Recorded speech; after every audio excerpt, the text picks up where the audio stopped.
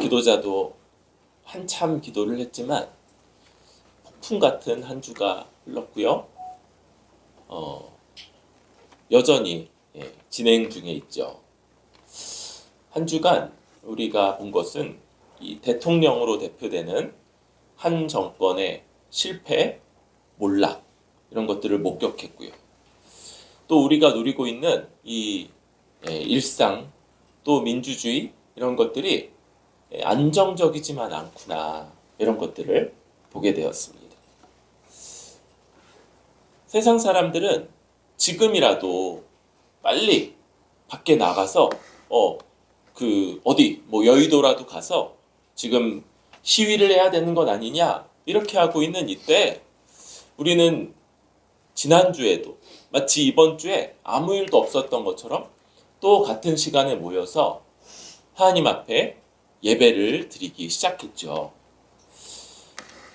그러면서도 우리 안에 그렇다면 교회와 세상은 어떤 관계가 있는가 이런 것들을 좀 생각하게 됩니다.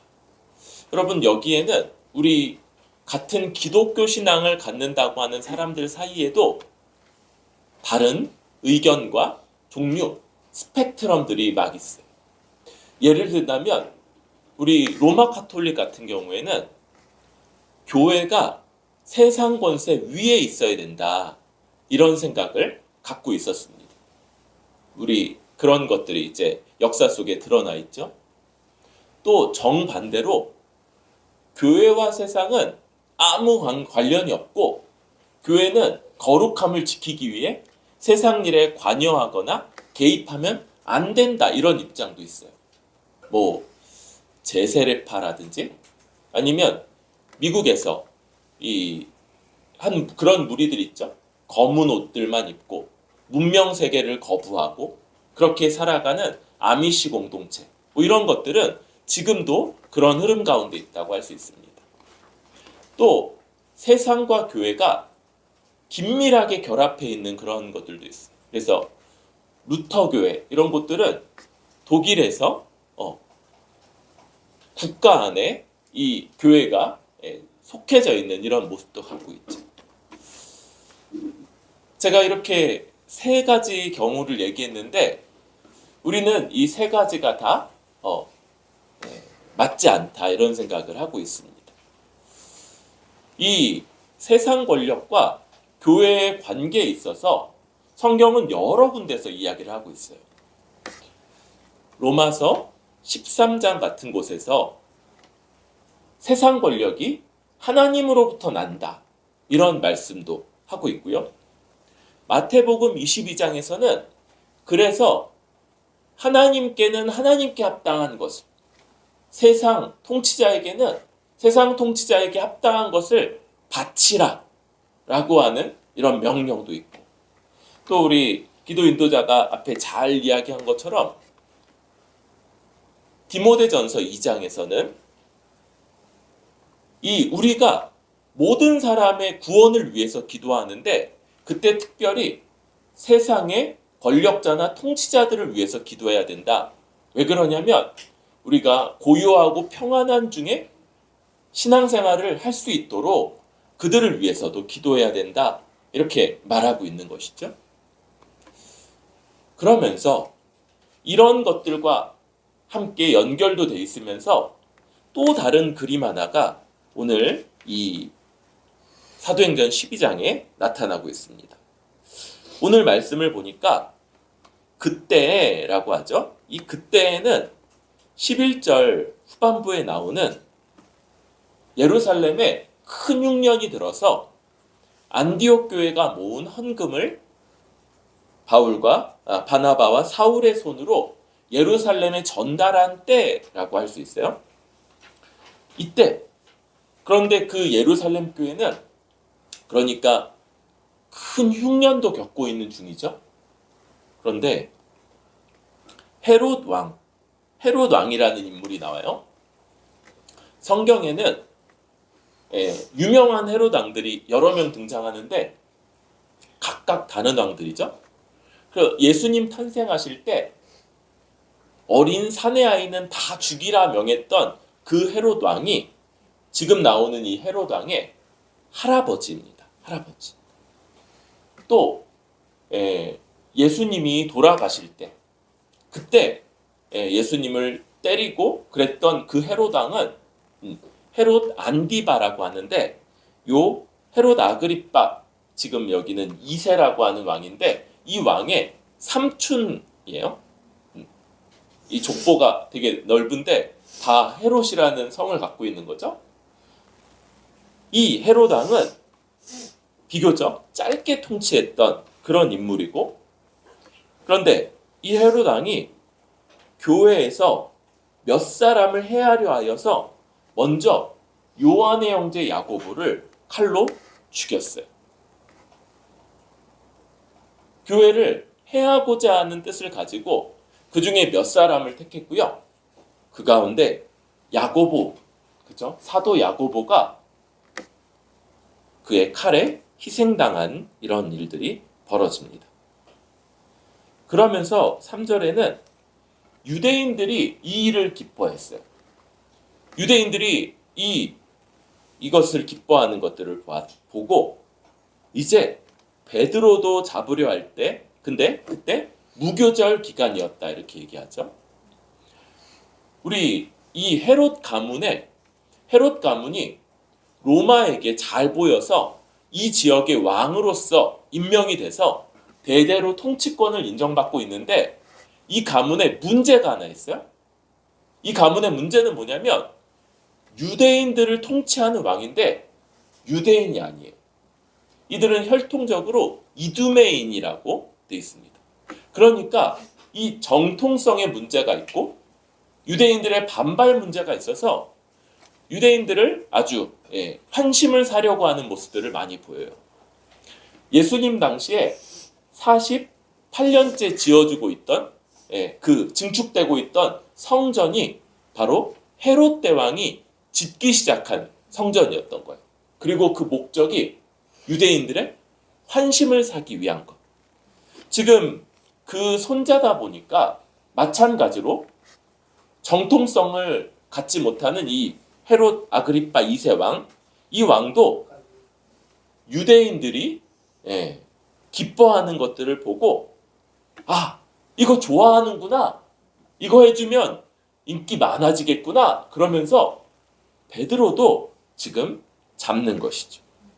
그런데 마침 때가 무교절 기간이에요. 여러분, 뒤에는 유월절이 끝나고 뭐 이런 말도 하니까 유월절은 원래 그냥 저녁 식사라고 그랬죠? 저녁 식사? 그리고 나서 그때부터 일주일간 이어지는 무교절. 근데 요 이름이 이제 막 교적으로 쓰이는 거예요. 이 일주일 기간은 유대인들의 명절이니까 이 기간에는 사람을 처형하지 않는 이런 전통이 있었던 걸로 보여요.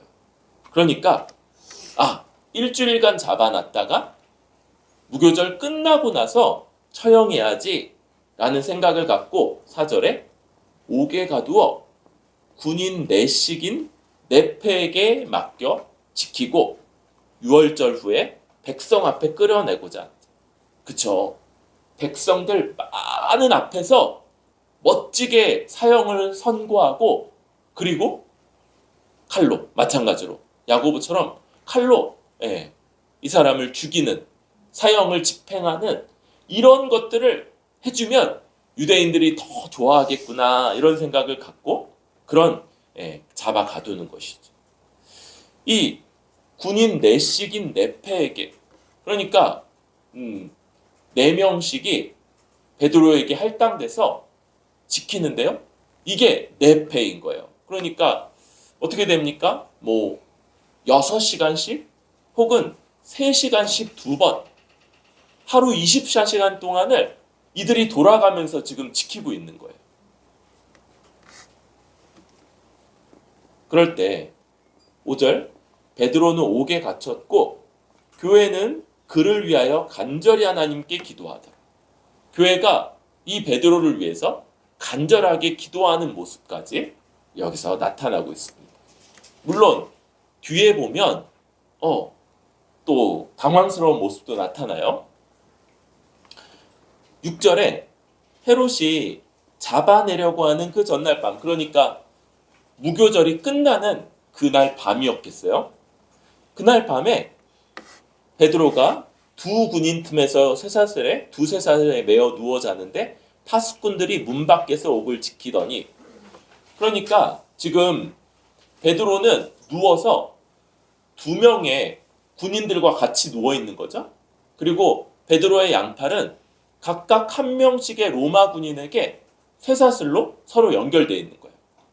그리고 네 명이라고 그랬죠. 배정되어 있는 군인. 그러니까 두 명의 군인은 문 바깥에서 이 문을 파수하고 있는 이런 철통 경비.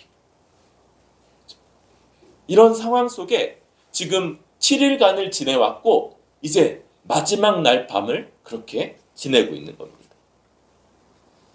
그때 호련히 주의 사자가 나타남에 옥중에 광채가 빛나며 또 베드로의 옆구리를 척 깨워 이르되 급히 일어나라 하니 쇠사슬이 그 손에서 벗어지더라. 천사가, 하나님이 천사를 보내서 이 베드로를 구출하시려는 그런 일을 하세요. 천사가 나타나니까 옥중이 광채가 빛나는데 베드로는 여전히 자고 있어요. 그러니까 옆구리를 쳐서 깨우고 일어나라. 그러니까 쇠사슬이 벗겨졌다. 8절 천사가 이르되 띠를 띠고 신을 신으라 하거늘 베드로가 그대로 하니 천사가 또 이르되 겉옷을 입고 따라오라. 그쵸? 이 복식을 다 갖춰야 되죠. 옷을 벗고 잠을 자고 있었나 봐요. 그러니까 속옷 입고 또 신발 신고 겉옷 걸치고 그리고 시키는 대로 이제 따라 나가는 거죠. 그런데 9절 베드로는 그렇게 따라 나가면서도 이게 생신지 잘 모르고 비몽사몽간에 내가 꿈을 꾸나? 지금 환상을 보는 건가? 그러면서 그냥 내내 시키는 대로 그냥 따라가고 있는 거죠. 10절에 첫째 파수, 둘째 파수를 지나, 그러니까 몇 겹의 이 감옥이 굉장히, 그죠? 경비가 삼엄했던 것 같아요. 몇 겹의 이 경비를 통과하고 시내로 통하는 쇠문에 이르니 또 문이 저절로 문이 열려서 그 문을 지나서 이제 완전히 벗어나서 거리에 이르니까 그제서야 천사가 떠나가는 거. 11절 이에 베드로가 정신이 들어서 이르되 내가 이제야 참으로 주께서 그의 천사를 보내 나를 헤롯의 손과 유대 백성의 모든 기대에서 벗어나게 하신 줄을 알겠노라. 헤롯의 손, 헤롯의 그 권력과 지금 자기를 재판에 해부하고 사형을 선고하고 집행하고자 하는 여기에서, 그리고 그것을 기대하고 있는 저 눈의 가시 같은 저 베드로, 저 언제 죽나 하면서 기대하고 있는 그 유대 백성들의 모든 기대에서도 벗어나게 하셨다. 이렇게 베드로가 이제 정신을 차리는 거죠.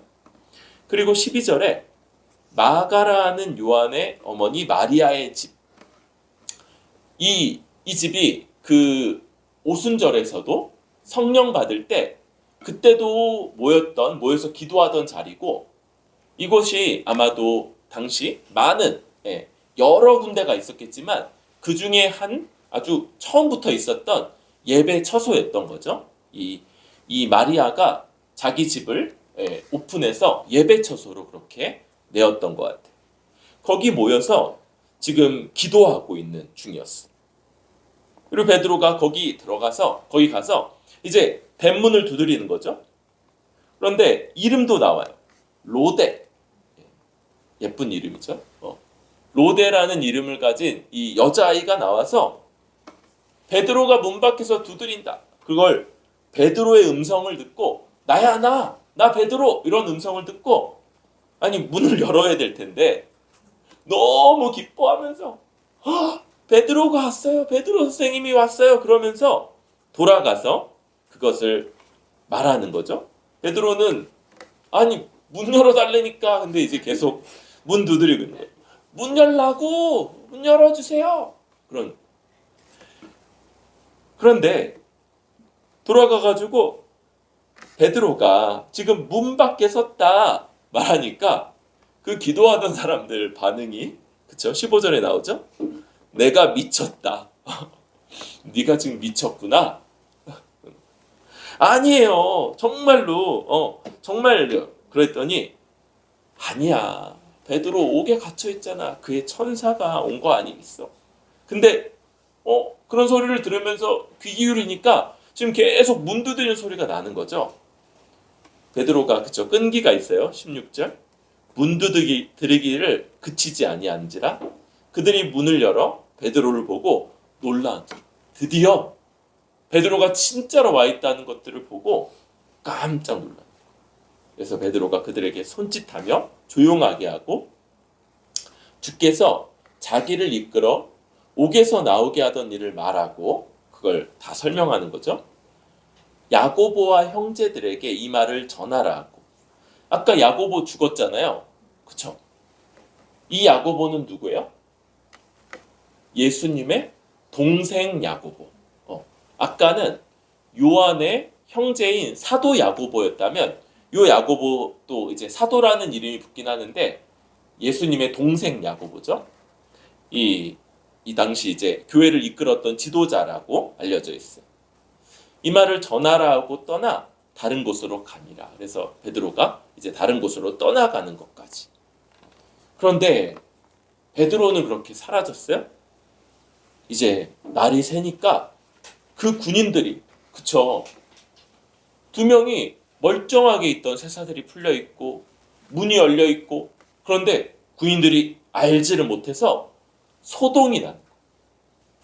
아니 뭐 별의별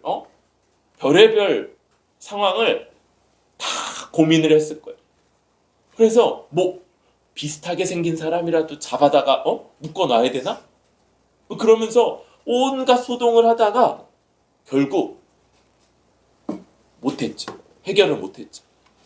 그러니까 19절, 헤롯이 그를 찾아도 보지 못하며 파수꾼들을 신문하고 죽이라. 그쵸? 이 파수꾼들이 몇 명이에요? 넷씩, 넷패. 이 사람들을 지금 죽이라. 그렇게 명령을 하고 이제 유대를 떠나서 가이사랴, 북쪽에 있는 가이사랴로 가서 거기 머무는 이런 모습이죠. 그런데 20절에 또 다른 상황 하나가 나타나요. 이 예루살렘이 유대의 남쪽이라면 가이사랴는 최북단에 있고 그거보다 위쪽에 이방 지역이 붙어있는 이방 지역이 두로 시돈이죠. 그런데 어떤 일인지 모르겠지만 헤롯이 저 지역 사람들에게 지금 아주 대단히 분노를 했어요. 그 사람들이 노여워하게 있어요. 그러니까 지금 두로시돈 사람들이 큰일이 났죠. 왜요? 그 사람들은 왕국, 그러니까 이 유대 지역에서 나는 양식을 사 먹었던 것 같아요. 그러니까 지금 자기네들이 양식이 끊길 위험이고 지금 왕이 자기들을 노여워하고 있잖아요. 그러니까 왕의 침소 맡은 신하 블라스도를 설득하여 화목하기를 청한지라. 지금 이 왕의 침소 맡은 신하, 당시에 이 왕들이 제일 많이 교체되는 이유가 암살이죠, 암살. 그래서 왕의 음식을 맡은 자들, 왕의 술자리를 맡은 자들, 침소를 맡는 자들, 이런 사람들은 최측근들, 자기가 가장 의지하고 믿을 수 있는 사람들을 거기다 배치하는 거예요. 그러니까 왕의 최측근이에요. 최측근. 그 블라스도에게 저 두로시돈 사람들이 왜 왕은 그쵸, 자기들 노여워하니까 그 블라스도에게 뇌물을 주던지 어떻게 해가지고 우리 좀 왕하고 잘 화목하게 해달라 이렇게 하고 그 왕에게도 아마 그와 같은 뇌물을 주고 또 뭘 바치고 아부하고 그러면서 지금 이런 것들을 꾀하고 있는 중이었습니다. 그런데 21절에 헤롯이 한 날을 정해서 왕복을 입고 단상에 앉아 백성에게 연설을 해요. 이때 이제 역사 기록에, 요세푸스 기록에 이 헤롯이 입었던 옷이 황금으로 그렇게 입혀져 있고, 빛이, 해가 쨍 비쳤을 때 그 빛이 비쳐서 아주 찬란하게 빛났다고 해요. 아까 우리 빛나는 장면 하나 있었죠. 천사가 감옥 안에서 광채가 가득했다 이렇게 얘기하는데, 아마 지금 그런 유사한 모습이 햇빛 아래서 저 금으로 단장된 이 왕복을 입은 저 헤롯에게 펼쳐졌던. 그러자 사람들이 크게 부르며 이르되 이는 왕의 소리요 사람의 소리가 아니라, 이렇게 해서 와, 저 신 아니냐, 신이 강림한 거 아니냐, 막 이런 이야기들을 거기다가 막 한 거죠. 그런데 그때 헤롯이 23절 영광을 하나님께로 돌리지 아니하므로 주의 사자가 고치니 벌레에게 먹혀 죽으니라. 그 영광과 또 자기 왕국이 아니잖아요. 옆 나라에서도 그렇게 와서 아부를 하고 뇌물을 바치고 그런 이 위험 가운데 있던 그때 주의 천사가, 하나님이 천사를 보내서 그를 치시자 그가 벌레에게 먹혀 죽으니라. 뭐 기생충 때문에 벌어진 그런 급성 이 장염 뭐 이런 것들이었겠다, 이런 추측을 해요. 근데 여기 벌레가 단수예요, 단수. 그러니까 벌레 한 마리에게 아주 하찮은 이 벌레 한 마리에게 먹혀서 죽었다, 이렇게 이야기를 하죠. 뭐 거대한 벌레가 이렇게 왕 먹은 뭐 이런 게 아니고 아마 이제 그 해충 같은 것이 내부에서 일으킨 문제로 죽었다, 이렇게 생각합니다. 24절에 하나님의 말씀은 흥왕하여 더하더라. 이런 일들 가운데 하나님의 말씀이 계속 흥왕했다, 이렇게 말하고요. 25절에 바나바와 사울이 부조하는 일을 마치고 마가라는 요한을 데리고 예루살렘에서 돌아오니라. 그래서 지금 아까 그때로 시작했죠. 그리고 그때가 언제냐? 예루살렘에 임한 이 흉년 때문에 바나바와 사울이 안디옥 교회에 헌금을 가지고 방문해서 도왔던 그때, 그리고 그들이 이 일을 잘 마치고 마가, 요한까지 데리고 다시 안디옥 교회로 복귀하는 이 내용으로 이 이야기가 맞춰지게 됩니다. 여러분, 우리는 이 이야기에서 두 가지 이 세상의 모습을 봐요. 하나는 악한 권력의 대적과 박해이죠. 지금 이 헤롯 왕이 교회를 박해하는 야고보를 죽이고 베드로를 감금하고 죽이려고 하는 것을 통해서 지금 교회를 박해하는 것들을 보고요. 또 하나, 당시 이 유대 민족, 유대 사람들이 그것을 좋아하고 또 기뻐하고 기대하고 이런 것들을 보고 있어요.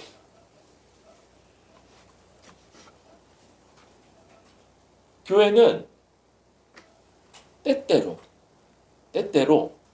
이런 악한 권력의 박해, 압제 또는 세상 다수의 적대나 이 반대 이런 것들에 맞닥뜨리기도 하죠.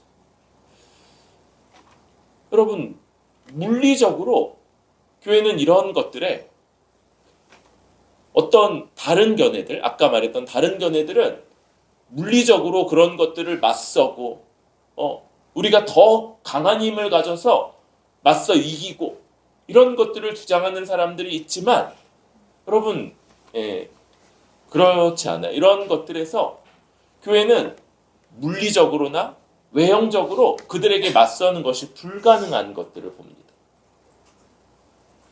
그런데 교회는 하나님께 기도할 수 있는 이런 공동체.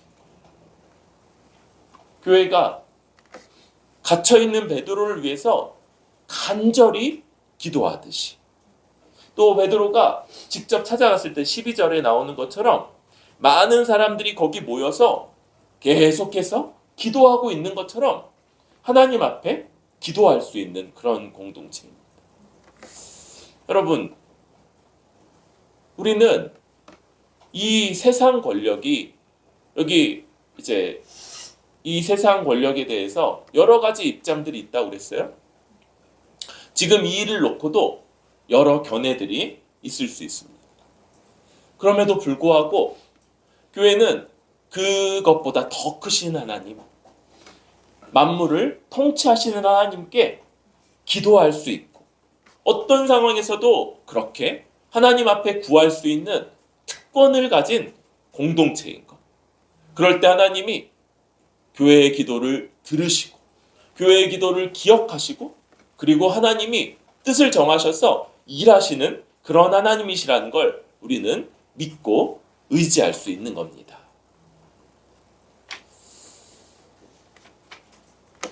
그런데 여러분, 우리는 좀 이상한 것도 보게 돼요.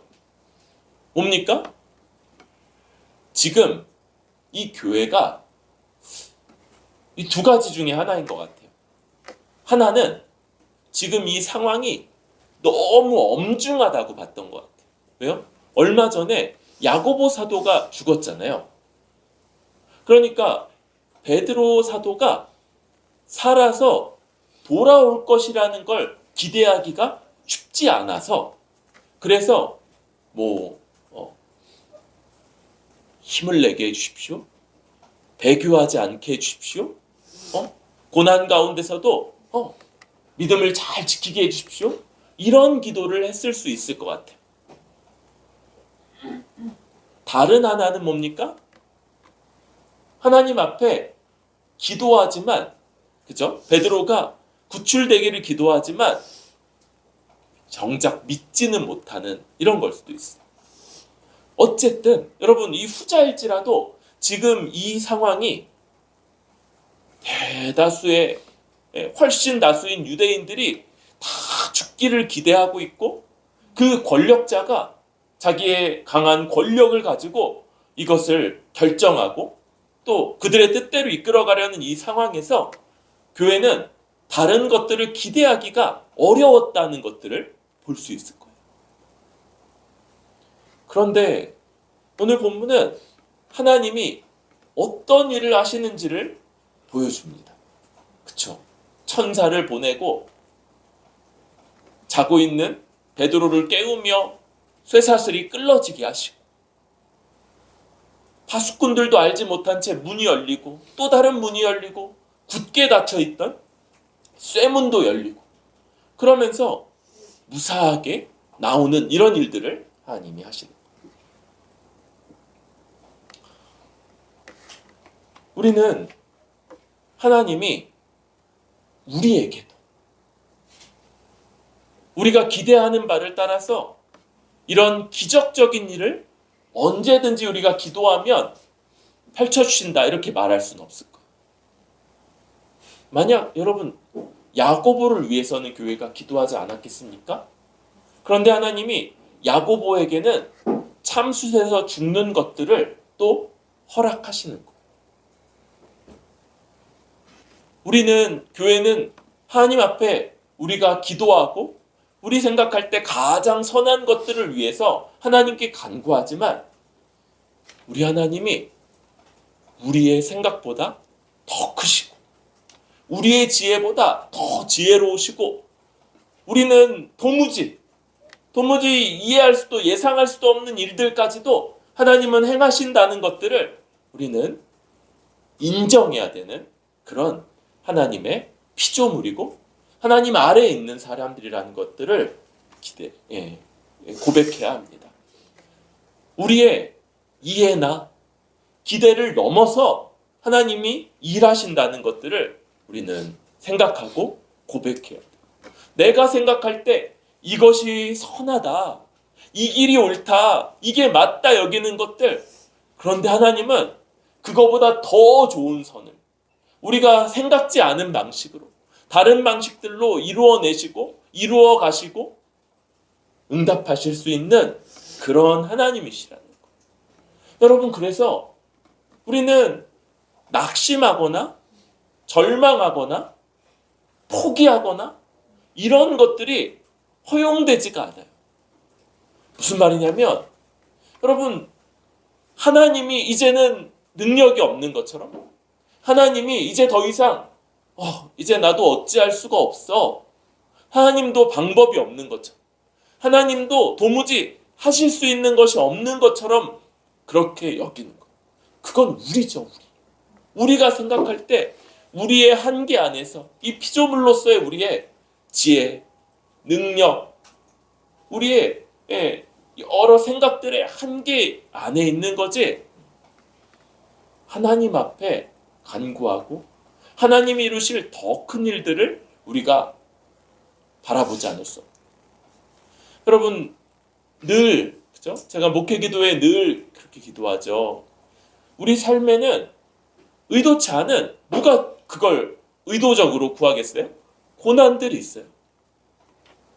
우리 국가적으로 큰 고난이 있기도 하고, 그거 없어도 우리 삶에는 아주 자잘자잘한, 그런데 자잘자잘하다고 말하면 안 되죠? 국가 단위가 아닐 뿐이지만 나 개인에게는 그것 하나로도 굉장히 버겁고 힘들고 낙심이 되는 그런 일들이 벌어지는 거예요.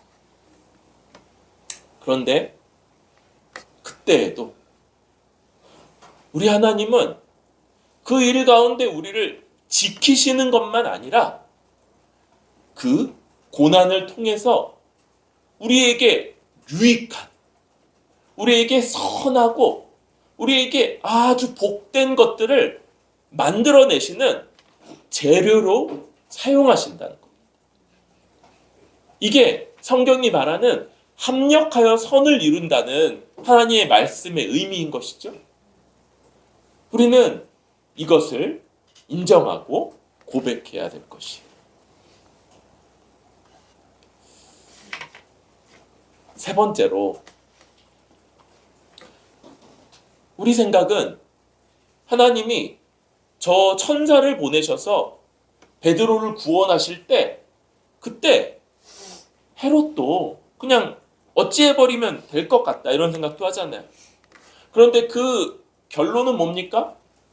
아니, 아무 죄도 없는, 아니요, 그들도 죄인이긴 할 거예요. 아무튼 로마 병정 16명이 이 일 때문에 사형에 처해지는 것, 그리고 여전히 얼마간의 시간이 흘렀는지 모르지만 그럼에도 헤롯은 기세가 등등하고 권세를 부리고 많은 사람들이 그 권세 아래 아첨하고 뇌물을 바치고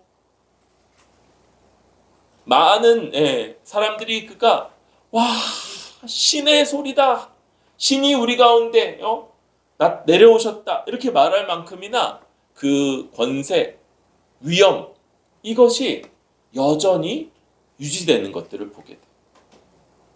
물론 그런데 하나님이 한순간에 그를 치시고 그가 벌레 먹여 죽는, 그렇죠? 벌레 한 마리에게 먹혀서 죽는다라고 표현되는 아주 비참한 끝을 보게 되죠. 여러분, 우리는 이 땅에 하나님이 모든 권세 위에 권세를 가지신 분이고, 이 땅의 모든 권세는 하나님이 부여하신다는 것들을 이야기해요. 그런데 그래서 뭡니까? 권세는, 각각의 권세들은 하나님 앞에 책임을 갖고 있고요. 그리고 하나님이 정하신 때, 하나님이 뜻하신 때에 얼마든지 이 권세를 거두어 가기도 하신다는 것. 여러분, 이 세상에 예, 세상의 권력이 대단하고 엄청나고 소위들 그러죠? 나는 새도 떨어뜨린다. 하늘에 나는 새도 떨어뜨린다고 하는 이런 일들 속에서도 그 권세가 너무나도 순식간에 사라지는 것들을 봅니다. 그럼 우리 바로 지난 주간에 이것들을 목격했죠? 한 권세자가 그 권력을 지금 다 잃고 아주 그런 모습들을 우리 보게 됩니다. 여러분, 우리는 때로 악한 세상 권세가 교회를 대적하거나 박해하는 일들이 벌어질 때, 세상에 많은 사람들이 교회를 반대하거나 대적하는 이런 일들을 겪는다 할지라도 하나님이 얼마든지 이것들을 바꾸실 수 있고, 하나님이 세상의 권력을 하나님이 최종적인 권세자이시기에 하나님이 뜻하신 때 거두어 가시고 심판하신다는 것을 우리는 기억해야 할 거예요. 이런 것들이 우리가 세상에 대해서 가져야 되는 입장일 겁니다. 하나님이 권세를 주시기에 우리는 그 권세 아래 복종하고 또 그 권세자를 위해서 기도해야 될 사명이 있지. 또 하나 뭡니까? 하나님의 공의와 정의를 왜곡시킬 때 거기에 대해서 경고하고 비판해야 될 책임도 있는 거예요. 그리고 그런 권세가 영원하지 않고 결코 영원하지 못하고 하나님의 공의와 정의를 흐리는 권세일수록 하나님이 반드시 거두어 가신다는 것을 알고 심판하신다는 것을 알고 거기에 대해서 경계하며 우리는 낙심치 않고 살아가야 되는 것, 이것이 우리의 사명이라고 할 수 있겠습니다. 여러분, 정말 많은 생각을 하게 했던 그런 한 주간이 지났고요. 사실은 여전히 이제 현재 진행형에 있죠. 그리고 우리는 이 가운데 실망이나 낙심이나 이런 것들을 중간중간 경험할지 모르겠어. 그럼에도 불구하고 우리 교회는 하나님 앞에 간구할 수 있는 이 특권을 가지고 있고, 하나님이 교회의 기도를 들으시며 우리가 생각하는 바, 우리가 기대하는 바, 우리가 구한 바보다 더 크게 얼마든지 선한 일들을 이루신다는 것들을 고백하면서 어떤 권력도 어떤 정권도 하나님의 정의와 공의를 옮길 때 하나님의 때, 우리가 기대하는 때가 있을지 모르겠지만 아쉽게도 하나님이 정하신 때에 그 정권 권력을 심판하신다는 것들을 우리 기억하고 고백하면서 주 안에서 살아가는 저와 여러분들 될 수 있기를 소망합니다.